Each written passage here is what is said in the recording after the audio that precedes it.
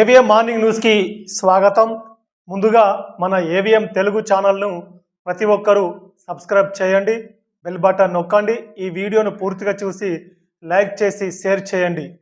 AVM morning న్యూస్లో ఈరోజు ప్రధాన వార్తలు: జూబ్లీహిల్స్ ఉప ఎన్నికల్లో బీఆర్ఎస్కు హరీష్ మోసం, స్థానిక ఎన్నికలకు ఎలా వెళ్దాం, రేవంత్ కా కమాల్. ఏవిఎం మార్నింగ్ న్యూస్లో ఈరోజు ప్రధాన వార్తలు ఇవి. మనం ముందుగా చూసినట్టయితే జూబ్లీహిల్స్ ఉప ఎన్నికల్లో బీఆర్ఎస్ పార్టీకి హరీష్ మోసం.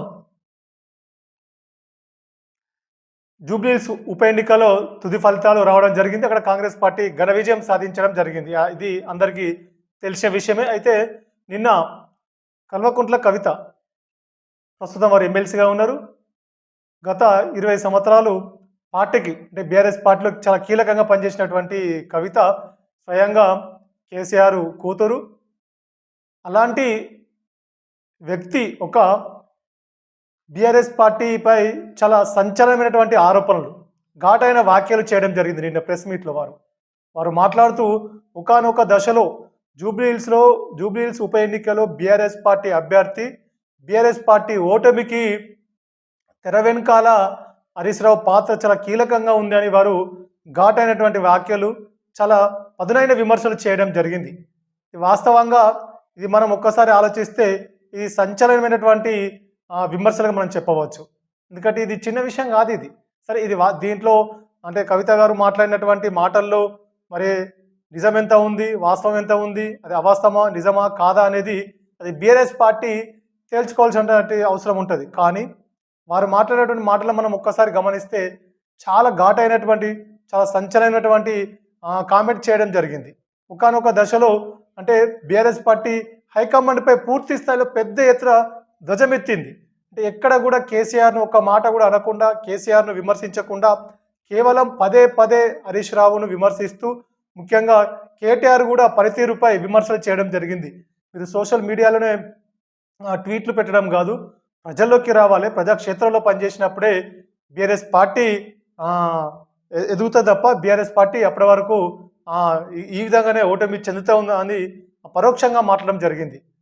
డైరెక్ట్గానే హరీష్ రావుపై పలు విమర్శలు చేయడం జరిగింది. హరీష్ రావు పాత్ర అంటే అక్కడ ముఖ్యంగా 15 మంది అభ్యర్థులు, ఇండిపెండెంట్ అభ్యర్థులు, పోటీ చేసినటువంటి అభ్యర్థులు కవిత వద్దకు వచ్చి మరి మేము ఎవరికి సపోర్ట్ చేయాలో ఉపసంహరించుకొని, మా నామినేషన్ ఉపసంహరించుకొని ఎవరికి మద్దతు తెలపాలని మా వద్దకు రావడం జరిగింది.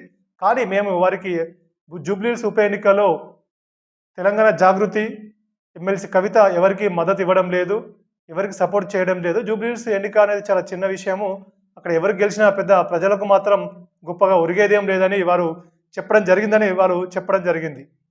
అయితే ఇదే ఇండిపెండెంట్ అభ్యర్థులు 15 మంది అభ్యర్థులు హరీష్ రావు వద్దకు వెళ్ళినప్పుడు మీరు ఎవరికైనా మద్దతు ఇవ్వండి, మీరు ఎవరికైనా సపోర్ట్ చేసుకోండి అని డైరెక్ట్గా కుండబద్దలు కొట్టి పంపించినట్టుగా వారు మాట్లాడడం జరిగింది. మరి దీంట్లో వాస్తవం ఎంత ఉంది, మరి ఇది వాస్తవమా అనేది బీఆర్ఎస్ పార్టీ ఇప్పుడు బీఆర్ఎస్ పార్టీపై ఈ యొక్క బాంబో దీన్ని ఏమంటారో కానీ ఇది బీఆర్ఎస్ పార్టీపై పడింది ఇప్పుడు.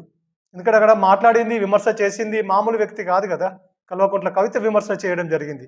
ఇది ఘాటైనది, తెలంగాణ రాష్ట్రంలోనే ఒక సంచలనాత్మకంగా మారింది.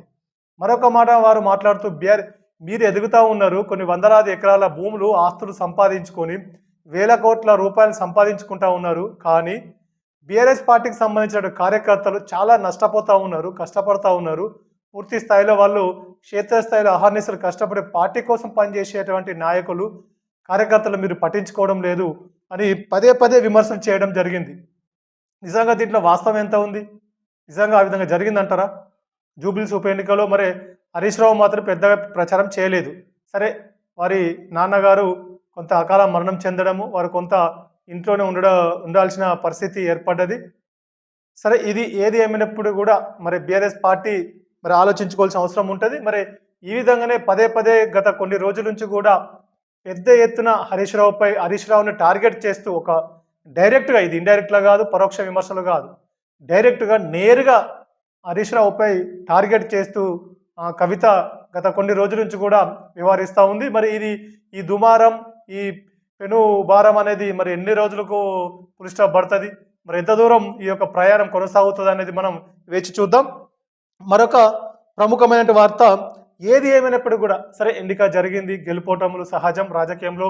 కానీ ఓటమి చెందినటువంటి పార్టీ, ఓటమి పాలైనటువంటి అభ్యర్థి క్షేత్రస్థాయిలో సున్నితంగా అసలు ఓటమికి గల కారణాలు మాత్రం వెతుక్కోవాల్సిన అవసరం ఉంటుంది, గుర్తించాల్సిన అవసరం ఉంటుంది. ఏ పార్టీ అయినా కార్యకర్తలు పట్టించుకోకపోతే, ఉద్యమకారులను పట్టించుకోకపోతే ఇదే పరిస్థితి అన్ని పార్టీలకు కూడా వర్తిస్తుంది. మరొక ప్రముఖమైన వార్త, స్థానిక ఎన్నికలకు ఎలా వెళ్దాం?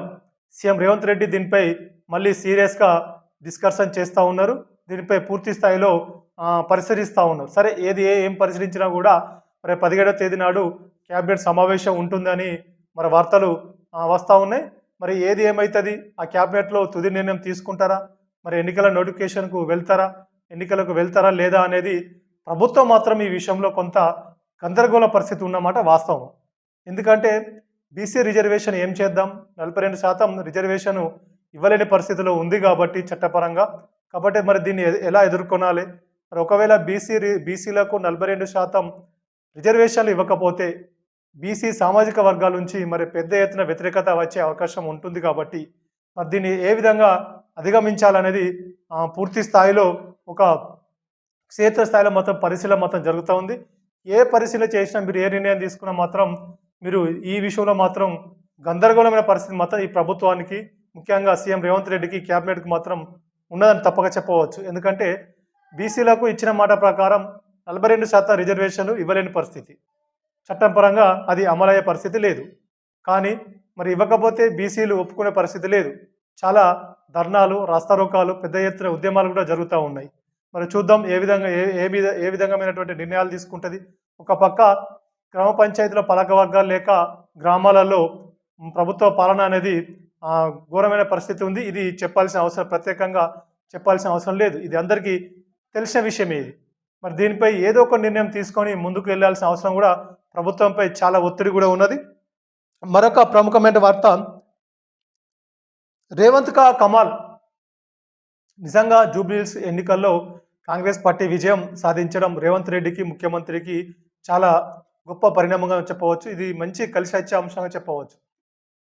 ఎందుకంటే గత కొన్ని రోజుల నుంచి కూడా ప్రతిపక్షాలు కావచ్చు, కొంత కాంగ్రెస్ పార్టీలోని కూడా కొంతమంది, అంటే ఇంటర్నల్గా కొంత సీఎం రేవంత్ రెడ్డిపై జరుగుతున్నటువంటి వ్యతిరేక వర్గాలు కావచ్చు ఏదైతే ఉందో వాటన్నిటికీ కొంత ఫుల్ స్టాప్ పెట్టినట్టుగా అయ్యింది. ఇది వాస్తవంగా సీఎం రేవంత్ రెడ్డి దీనిపై జూబ్లీహిల్స్ ఉప ఎన్నికలో చాలా సీరియస్గా తీసుకొని పూర్తి స్థాయిలో క్యాబినెట్లో ఉన్నటువంటి కొంతమంది ముఖ్య నాయకులను, మంత్రులను, రాష్ట్ర స్థాయి నేతలను అక్కడే ఉంచి, అక్కడే మకాం వేసి సీఎం రేవంత్ రెడ్డి ప్రతిరోజు క్షేత్రస్థాయిలో పరిశీలిస్తూ ఏ డివిజన్లో ఏ సమస్య ఉంది, ఏ డివిజన్లో ఏ నాయకులు, ఏ కార్యకర్తలు ఏ విధంగా పనిచేస్తూ ఉన్నారు అని పూర్తి స్థాయిలో గమనించి కాంగ్రెస్ పార్టీ గెలుపులో చాలా కీలకంగా పనిచేయడం జరిగింది.